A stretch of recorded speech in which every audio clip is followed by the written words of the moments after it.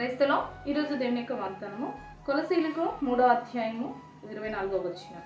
మీరేమి చేసినను అది మనుషుల నిమిత్తం కాక ప్రభు నిమిత్తం అని మనస్ఫూర్తిగా చేయండి. దేవుడి వాక్యాలు ఏమిగాక. అవునండి, మనం ఏ పని చేసినా, ఇతరులకి హెల్ప్ చేసినా, లేదంటే నువ్వు ఏది చేసినా కూడా మనుషులకి నేను చేస్తున్నాను, నేను మనుషులకి సహాయం చేస్తున్నాను అని కాక దేవునికి నేను చేస్తున్నాను అని మనస్ఫూర్తిగానే మనం ఇతరులకు ఏం చేయాలంట, మేలు చేయాలి, సహాయం చేయాలని దేవుని యొక్క వాక్యం కలుస్తుంది.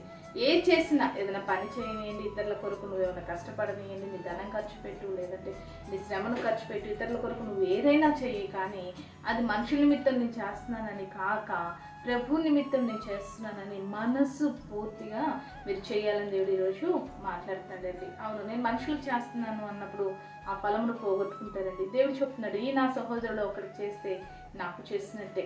కాబట్టి నిన్ను వల్ల నీ పొరుగు వారిని ప్రేమించమన్న దేవుడు నీ తోటి సహోదరికి, నీ తోటి వారికి నువ్వు చేసే మేలు కానీ, హెల్ప్ కానీ, సహాయం కానీ, అదేదైనా కూడా దేవుడికి చేస్తున్నట్టుగా చేయాలని దేవుడు చెప్తున్నాడు. అది కూడా మనస్ఫూర్తిగా, ఏదో నచ్చక చేద్దామా వద్దా అన్నట్టుగా మనస్ఫూర్తిగా నువ్వు మేలు చేయాలి. మనస్ఫూర్తిగా దేవుని కార్యాలను నువ్వు ఇతరుల పట్ల జరిగించాలి. కాబట్టి ఏ విషయంలో సందేహించక, మనుషులకు చేస్తున్నామని కాక దేవునికి నేను చేస్తున్నానని తలంచి నువ్వు మేలు చేయి, దేవుడి దగ్గర నుండి ప్రతిఫలం పొందుకో. రీతిగా దేవుడు నీకు అన్ని విషయాల్లో ప్రతిఫలమును అనుగ్రహించునుగాక.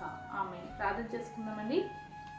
సకల ఆశీర్వాదాల కారణభూతుడమైన మా ప్రియ పరలోక తండ్రి, ఈ యొక్క ప్రార్థనలు ఇస్తున్న ప్రతి బిడ్డను జ్ఞాపకం చేసుకోండి. వారు ఏ పని చేసినా తండ్రి, అది తండ్రి నిన్ను బట్టి తండ్రి, నిన్ను మహిమపరచుట కొరకు, నీ చిత్తాన్ని నెరవేర్చుట కొరకు చేయుటకు, మనుషుల నిమిత్తం కాక నీ నిమిత్తం చేయుటకు సహాయం చేయమని యేసు నామములో ప్రార్థిస్తున్నాము తండ్రి. ఆమె.